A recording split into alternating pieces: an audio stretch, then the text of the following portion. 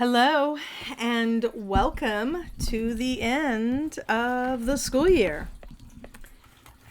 We are celebrating the last day of school today in my area. Some kids in my area celebrated the last day of school yesterday, so we are definitely at the end of a very unusual school year. And to accompany the end of this school year, we've also reached the end of our read aloud from The Trouble with Antlers, aka Melvin's Rampant Rack. Today we are going to read the final chapter, which is chapter 14, called The Conversation. If you'll remember, Melvin has managed to shift back and forth multiple times in the hopes that if he sees Amelia this morning, he'll actually be able to have a conversation with her instead of having to run away. Let's find out if it works. Chapter 14, The Conversation. Mr. Sloth finally dismissed class, and Amelia bolted for the door. She was determined to catch that Melvin kid before he ran away again. She slid out of the classroom, ducked to the side, and watched as the rest of her class shuffled out. Then the next class moved in. No Melvin. Damn, was he avoiding her? Great. Now she was sounding paranoid as well as crazy. This place was getting to her. She shook her head and pushed off the wall. Time for art. Amelia! Hey, Amelia! She swung around and watched, amazed, as Melvin staggered to a stop in front of her. Geez, he didn't look good at all. Are you all right? He swayed and braced a hand against the lockers. Yeah, I'm fine. Yeah. Amelia waited, but he didn't say anything else. Just smiled at her, a goofy look on his face. So did you need something? No, I don't think so. Why? You called my name, she reminded him. Oh, right. So, yeah. Geez. And he fell silent again. Are you sure you're okay? Apology, he burst out. What? Amelia leaned back a little, surprised at his enthusiasm. I wanted to apologize, for running like that yesterday. I realized I forgot. Forgot. He fell silent again. Wow, he really wasn't much of a conversationalist. It's okay, I'm glad you stopped me.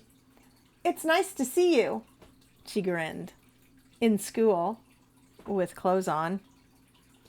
Red rushed up his neck, bloomed in his cheeks. God, he was cute.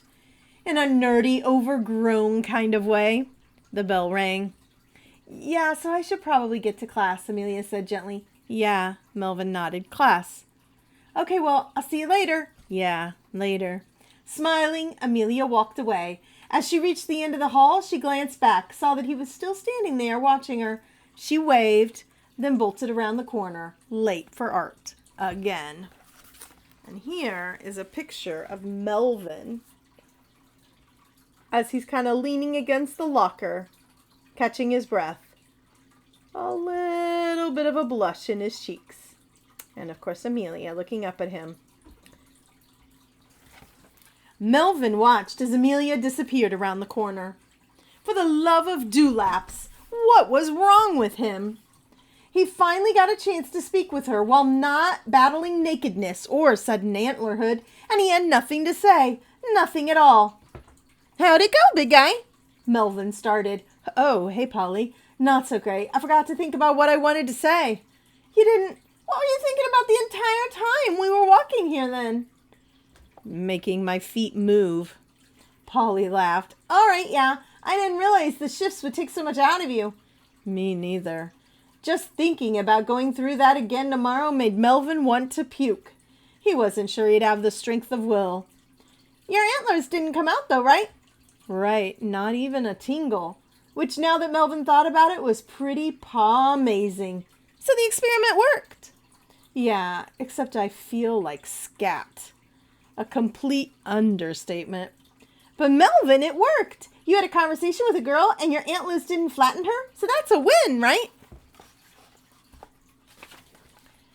Melvin thought about it a minute, then grinned. Polly was right.